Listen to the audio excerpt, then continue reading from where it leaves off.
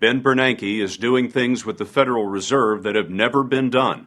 It may be because he's not a creature of Washington or Wall Street. He grew up middle class, the smartest kid in a town now falling on hard times. He told us because the Fed is so powerful, it should be more open. The seal of the Federal Reserve is embedded in the floor, just outside the room that changes the fortunes of the world. Wow. They don't build them like this anymore. This is where Bernanke meets with his 6 fellow governors of the Federal Reserve, all of them appointed by the President of the United States. Bernanke also chairs the Federal Open Market Committee, which decides interest rates. Those meetings are secret. Why is that? If we held those things with a TV camera on us, it would create lots of volatility and problems in the market. But I should say that, we've come a long way. In 1994, when the Fed made a policy decision, changed interest rates, we didn't even announce that we made a change. But now, after every meeting, we put out a statement, say what we did, explain what we did, why we're doing it. And 3 weeks later, we put out minutes that describe everything that happened in the meeting. So we're becoming much more transparent. When I called and proposed this interview about a year ago, your representative laughed out loud and said the Fed chairman never does an interview. I wonder, why are you doing this? Well, it's an extraordinary time. It's an extraordinary time. This is a chance for me, I think, to talk to America directly. And a chance for us to understand where he comes from. Ben Shalom Bernanke grew up in one of the few Jewish families in Dillon, South Carolina, today a town of about 6,000 people. His grandfather, Jonas, immigrated from Eastern Europe, landed at Ellis Island, and came here to start a drugstore. Our family came here in 1941. My grandfather, Jonas Bernanke, bought this building, made it into the JB Drugs after his initials. Later, his father and uncle took over the store, which has since become a restaurant. We're sitting on this corner where your family store was, and I see it's Main Street. Yes. People feel like guys like you are tuned into what happens on Wall Street, and you forget places like this. I come from Main Street. That's my background. And I've never been on Wall Street. And I care about Wall Street for one reason and one reason only, because what happens on Wall Street matters to Main Street. And if we don't have stabilization in the financial markets, if we don't take the steps necessary to make sure that credit is flowing again, then my father couldn't get a loan to build his new store. When I was young, we had just a screen porch over here on the left side. But, we went to the old neighborhood. The Bernankes left here years ago, and a recent owner couldn't quite make the mortgage, so the economy literally hit home. When you first heard that your childhood home had gone into foreclosure, what did you think? Well, I was sorry to hear it, but, in a way I wasn't surprised. Dillon has taken, a pretty big hit in the economic downturn. Unemployment rate's about 14%, and there have been a good number of foreclosures and plant closings and those things, and I think about that. Numbers were always Bernanke's thing. He taught himself calculus and got an SAT score of 1590 out of 1600. A friend talked him into aiming high for college. I came home from school one day and there was a phone call for me, and I picked up the phone. They said, "This is the Harvard admissions department. We'd like to let you know that you're accepted in the freshman class." And I said, "Come on, who's this really?" But my parents had their doubts about my leaving and going so far from home. But no, wait a minute. Your parents weren't thrilled that you were going to Harvard? No, this is a dream come true. My mother was definitely against it. First of all, she said, you don't have the clothes. You won't be able to dress properly for Harvard. And it's a long way from here. How are you going to come home on holidays and so on? So my parents ate into their savings to let me go, which I'm always grateful for. It didn't work that Bernanke hard. helped pay for college, working construction and working here. The future chairman of the Fed wore a poncho and waited tables at south of the border. What did you learn about work? Work is hard. That in order to feed your family and to give your kids opportunities, it's not an easy thing. Back in the marble confines of the Federal Reserve, Bernanke told us that he understands that many Americans are afraid. I've been kicking around the country. I spoke to a woman in Ohio who took her son out of college because she got laid off. I spoke to a woman in Nevada who has an advanced stage of cancer, and she was told by her county hospital that they couldn't treat her because a hole had been blown in the state budget. What do you say to those people? Well, I got into economics because I wanted to make things better for the average person. When I see a job loss number of 650,000, like we saw last month, I know that's not just a number. That's 650,000 lives that have been disrupted, families that have had to move or take children out of school, houses that may be in danger of foreclosure. I know something about what people are going through. And that makes it all the more outrageous when he hears of financial firms handing out perks and bonuses after they've taken bailout money. The era of this high living, this is over now, and that they need to be responsible and use the money constructively. And you would say what to those bankers right now in this interview? I'd say that their job right now is to find a way to make loans to creditworthy borrowers, to get their banks back on the path of making good loans, safe loans, and to have a reasonable sense of humility based on what's happened in the last 18 months. We asked Bernanke what it's been like in the office the last 18 months, with his staff sometimes working 80-hour weeks. I noticed when we were in your office you have a couch in there.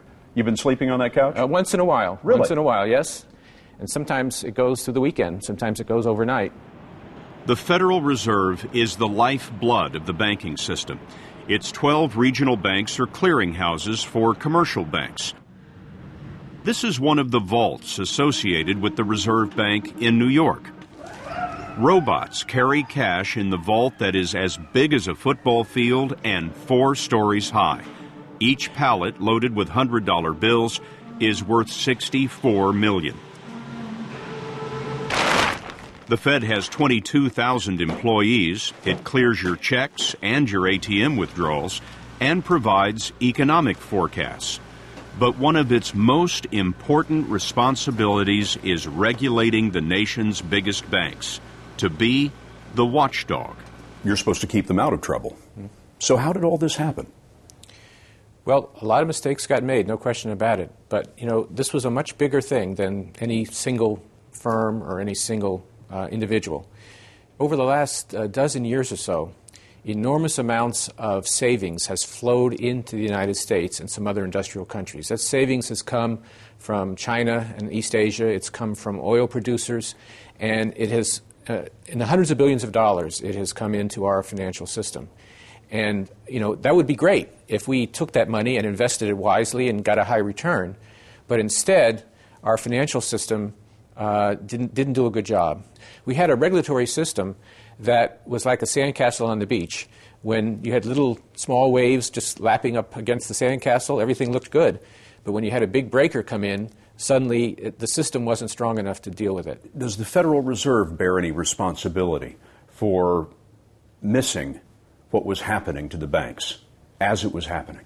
Well, like other regulators, we probably could have done more. We've already done put a lot of effort into reviewing our practices and reviewing the bank's practices. We are trying to strengthen our regulation at every point that we can. So I don't want to deny that we certainly could have done a better job and others could have done a better job. The state of our economy. Now, President Obama and the Congress have a fiscal stimulus plan of nearly $800 billion. There's a separate bailout for financial firms that's at least $700 billion.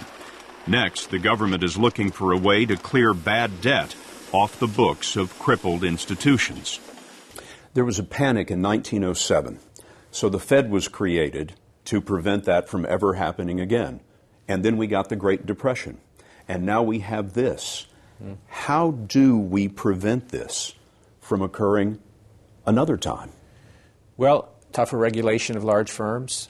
It includes having a set of laws that allows us to wind down a large internationally active firm without the adverse impacts on the markets that a disorderly bankruptcy would have. It includes possibly having a systemic regulator, a regulator that has some responsibility to look at the system as a whole. Your response has been to do what the Fed didn't do in 1929, and that is pour money into the system. But there's an argument made today that That's not what the problem is. The problem isn't that there's too little money in the system. The problem is there's too much fear in the system. That with these companies being propped up by the government, no one on Wall Street can tell who's solvent and who's not, and therefore business does not move.